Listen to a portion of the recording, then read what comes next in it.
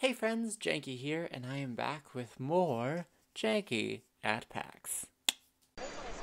So I've been walking around here at PAX for about a couple hours now. It's crazy busy, full of people. I don't even know if you can hear me right now. I'm recording on my phone, so the audio might not be picking up well. And it's been fun. There's been a lot of games.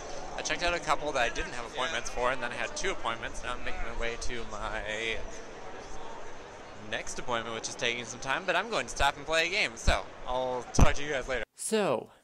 Last week I started covering Janky at PAX, all the things that I saw and did while at PAX East in Boston. Would have been about a week ago now. Yeah. Oh my goodness, it already feels so long ago. Oh, Boston, how I love thee. From a distance, I would visit again, but I don't think I want to live there. Those streets are a mess. Anyway, it's time to talk to you guys about what was going on the second day of PAX. Lots of good stuff. Let's get into it.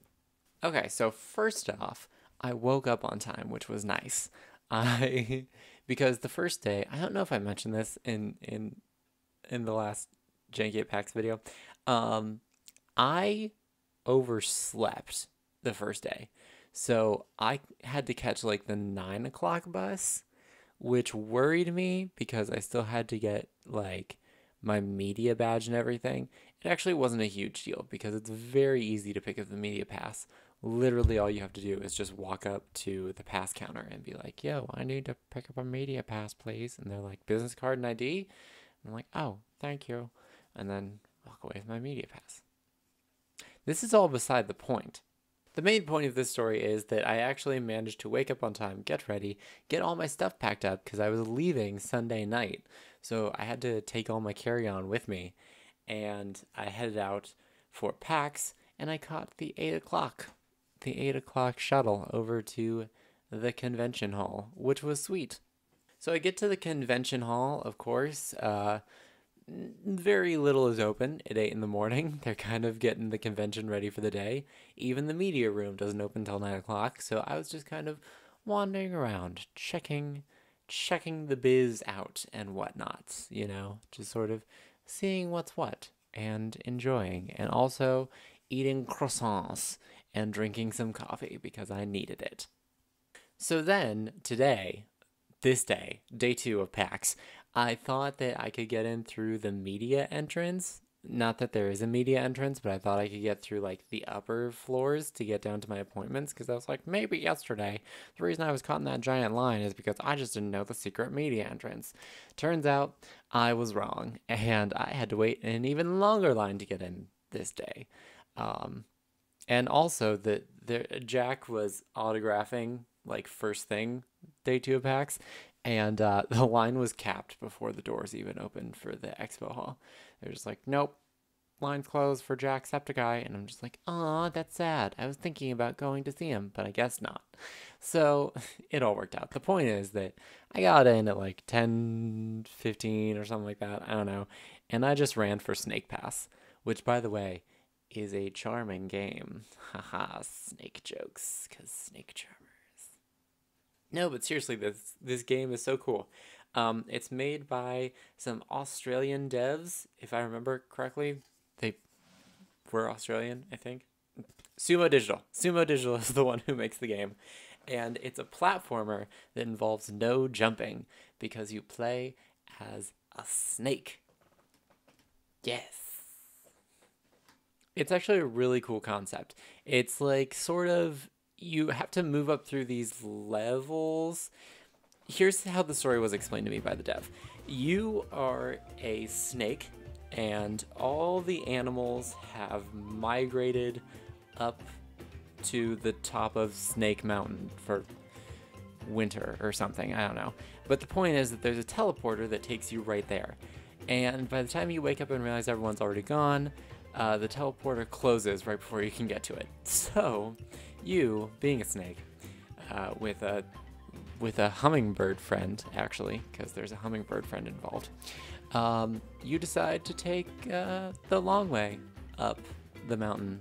So you just start going up through these sort of open levels that are just full of columns and slides and all these sorts of things that you can wrap yourself around because you're a snake and collect all these goodies and sort of move up the mountain.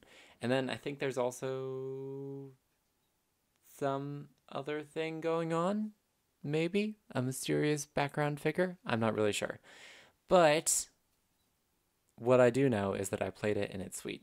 I think one of the coolest things I learned about this game is that the dev who was in charge of it, he was actually working on a different game, and there was some mechanic that involved a rope, like a rope falling or how like a rope coils, and he's just like, well, what if we just made the rope move?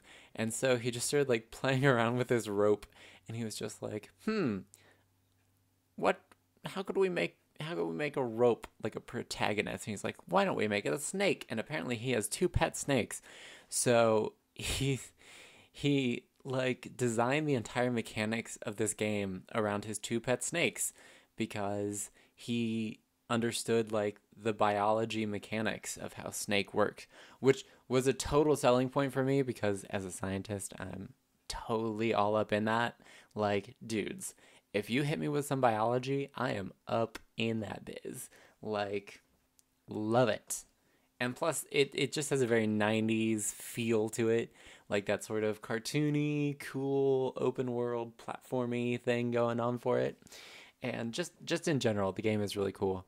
And the mechanics take some getting used to because to move forward, you have to actually slither left and right to get enough momentum to go forward. And that's also how you like climb up things and stuff. That takes some getting used to. But on the whole, that game was just like awesome. And I'm so glad that I can make it to that appointment. And actually, I have a badge from it. It's hanging up behind me on my lanyards. I have a badge from Snake Pass. Super cool stuff. Then, after I was done at Snake Pass, and since I clearly wasn't going to meet Jacksepticeye, I had actually tweeted the night before at Alex Falciani, and I'm just like, yo, Alex, because I knew he was there because he was at the Cox and Crendor panel, and I was just like, if someone wanted to, like, say, take a picture with you, where would one find you? And he's just like, booth 22055 or just around. And so after I got done Snake Pass, I'm just like, well, I'll wander through some stuff, but mostly I'm booking it to whatever this booth is. So I kind of make my way back through the indie section. I pass some cool stuff going on, you know, all sorts of games. I stop and kind of look at some of them. I actually met the Night in the Woods devs, which is super cool because I'm loving Night in the Woods, and I like shook their hands, and it was probably weird for them, but it was a cool moment for me, so yay for me. But anyway, I make my way back to this booth, and it's this game called Wonderling, and I have this little thing from them. It's a portable phone charger because Wonderling gave out like the best swag on the face of the earth. I loved it. It was so good. Anyway, so when I got there, Alex was not there, which was totally cool because I figured, you know, while I'm here, I might as well totally check out this game because I figured that the reason that he was so specific about the booth was that it was either some sort of weird meet and greet booth in the middle of the floor, which seemed unlikely, or he was probably there to help promote a game. So I was just like, well, why not see this game that Alex Falciani and the Completionist are interested in? I'm curious. That's enough to get me curious. So I talked to the head dev. Totally cool guy. Love the premise of this game. So as it was explained to me, essentially what this game is it's Super Mario from the perspective of the Goomba. That's the short version. That's the elevator pitch of this game. But it's so great. So basically the way that this game works is this was how the story was explained to me, and I'm sorry if one of the devs is watching this and I get it incorrect, but I think this is how the story goes. So you're a protagonist, right? And you're making your way through your side-scrolling pixel world, and you hop on this minion that kind of looks like an orange with fangs, which is this little guy here. Unless I have footage pulled up, in which case you can't see it. But you can see the little guy, so it's fine. Anyway, so you hop on one of these little guys, and after you hop on him, this like witch comes by and like curses you to be an underling. I think.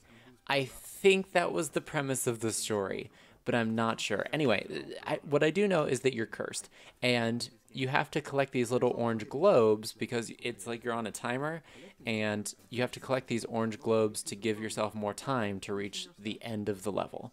And you can only move in one direction unless you hit a wall, and then it will turn you back around. So literally, you have the same mechanics as a minion in a Super Mario Brothers game, which is awesome. And the other thing about this, which was so cool, was that each level had a secret hidden chest. So if you were real good at playing the game, you could find all these hidden chests, which is actually how I ended up winning this swag that I did, because I found 10 of the hidden chests. So I got this sweet phone charger and a cool Wonderling bag and a t-shirt that I'll wear at some point, and some lanyards, one of which I'm giving away as part of the swag giveaway. But definitely check out Wonderling because it is so very cool. I love it. Actually, one more thing before we get off of Wonderling, because I want to add this on.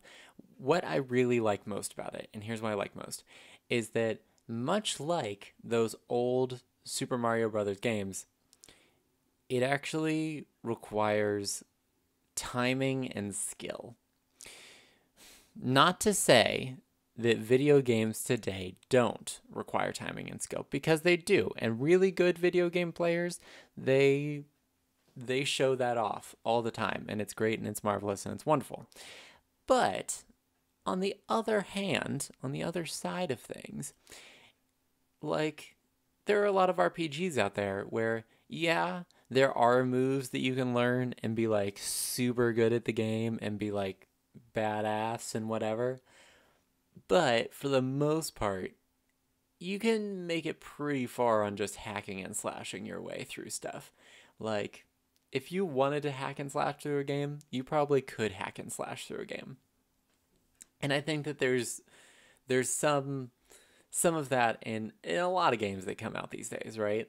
Like, it's not necessarily about timing or skill or knowing where to look for the hidden thing. Well, looking for the hidden thing is definitely still a skill that you need in video games today.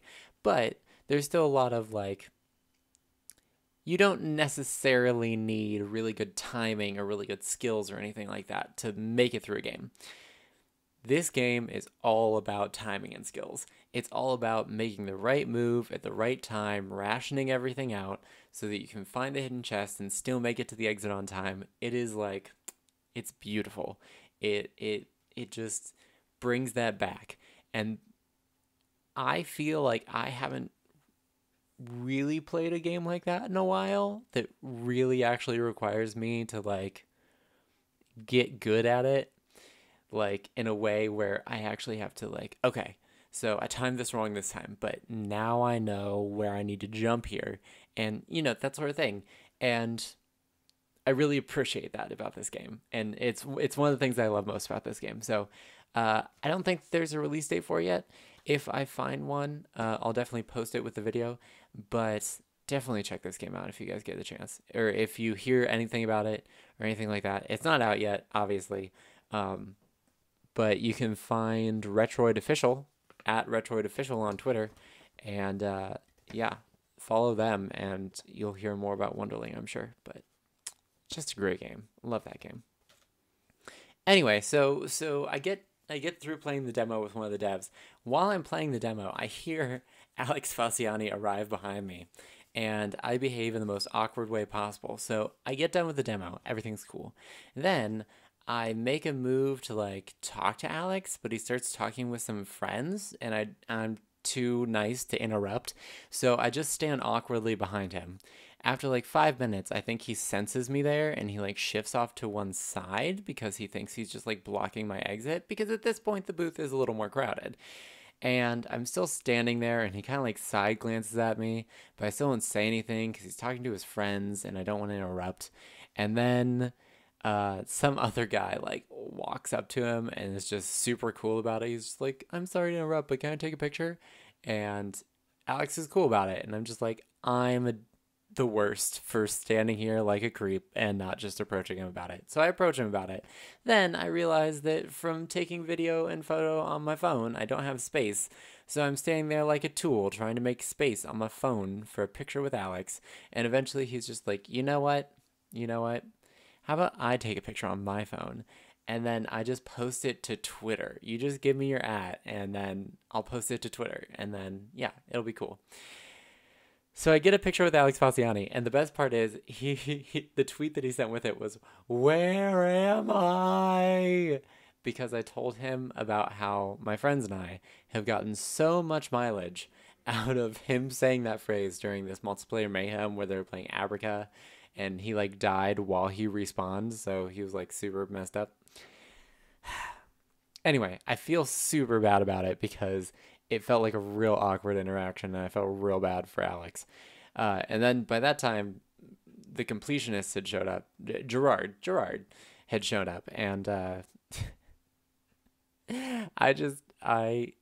circled back around later. We'll tell that story another time about how I got my picture with Gerard. But after that, I was just like, I just need to walk away and not bother poor Alex anymore. So I walk away to the booth right across a caddy corner, diagonal from the Wonderling booth, Flippin' Death, which is a totally awesome game. It's funny. They come from the same town in Sweden as the people who made Wonderling. They hadn't planned it that way. They just happened to end up near each other in the booth order, which is hilarious. Anyway, this game is so silly and delightful. It kind of reminds me of Manual Samuel.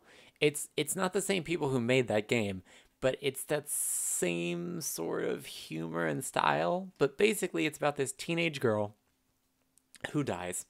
And whenever she dies, she becomes a temp for Death. Because Death wants to go on vacation, so she becomes a temp. A temp. And she becomes like the temporary Grim Reaper. And so there are all these ghosts on the other side who want their problems solved so they can move on. And Death wouldn't help them, so now they're relying on this girl to help them with all of their problems so that they can move on. So you basically go around and help these ghosts with their problems, and the way that you do that is they usually need something that's in the real world. So the way that you do that is you collect these little spirits in the death world, and then you can use those spirits to possess humans in the real world. And each human has like something they carry with them, or like some weird quirk or something. Like one guy has this tongue and you can lick old ladies and preachers, and preachers get mad, but the little old lady will follow you around with hearts because it's weird. And anyway, the point is that you use these people's different abilities to accomplish things in the real world. That way you can help the ghosts move on. So all of the humor is like weird and strange, but in like a great way, like a totally awesome way that I'm very excited to play whenever this game comes out. Although I think it's coming out on PS4, don't quote me on that, but I'm pretty sure it's either coming out on Xbox or PS4, and I don't have either of those, so it will probably be a while before I get the chance to play this game, but it's an awesome one. So if you ever get the chance, it's by Zoink Games, and you can find them at www.zoinkgames.com. Definitely check that one out because it is delightful. And we're approaching the 20-minute mark. We're probably going to pass it here in just a few seconds, actually. So I am going to call it there for this episode of Janky at PAX. I hope you guys enjoyed my ramblings about the games that I've seen and the things that I did and the people I made feel awkward. I certainly had a good time, and I hope you guys did too. Don't forget, right now, there is, I assume I'm getting this up before Saturday, the channel subscriber PAX giveaway thing, yes, that I'm doing. Right now, all I have in the pool is this awesome Uncharted poster that's currently rolled up, but I can show it to you guys real quick because I probably should, so you guys know what you're getting. This Uncharted poster is one of the things, and then a sweet Wonderling lanyard is another. And what else? What else did I have in that pool? Oh yes, this awesome Pit People hair troll pin, and also I have a Steam key for a little game called Sombrero that I'll talk about next time on Janky at PAX. And then I feel like I had one other thing. Oh yes, this delightful Hob coloring book. I don't know if you're into coloring books as an adult person, but I find it very therapeutic. And there are some really, really cool scenes in here that you should definitely be excited to color. I know, exposure, I know I keep messing you up. I apologize. Anyway, all good stuff. So, definitely go check that out. You can find it on my Twitter at Gleam.io. It's one of the Gleam.io giveaways. Basically, the only really requirement is that you subscribe to the channel. And that's only because I'm doing this to honor subscribers who have supported the channel. I love you all, and thank you so much for your support. And I'll probably do some more giveaways in the future. Not necessarily subscriber giveaways. This one in particular is to honor subscribers, but we'll see how this one goes and then decide in the future how to proceed. But I definitely think I want to do more giveaways on the channel. But for now, let's just stick with this PAX one. So definitely go check that out. You can also watch the first Janky at PAX video. I assume if you've made it this far, you've already watched the Janky at PAX series. But it is what it is. Anyway, I hope you guys have a lovely day, evening, or whenever you happen to be watching. If you like the video, you can leave a like down below. Comments, positive or negative. If you have anything to say about PAX or any of these games, or you just want to talk, leave those comments down below. Again, I hope you have a lovely day, evening, whenever you happen to be watching. Thank you so much for watching, and until the next time, this is Janky Shenanigans, signing out. Hey friends, Janky here. Hope you liked the video. If you did, you can totally find more of my content in these links off to the side here. And if you really liked it, you can become part of the year of 1,000 subs here on the channel and use that button down below to subscribe and become part of the Jank Squad. But more than that, I hope you have a lovely day, and I hope to see you at the next video. Until then, this is Janky Shenanigans, signing out.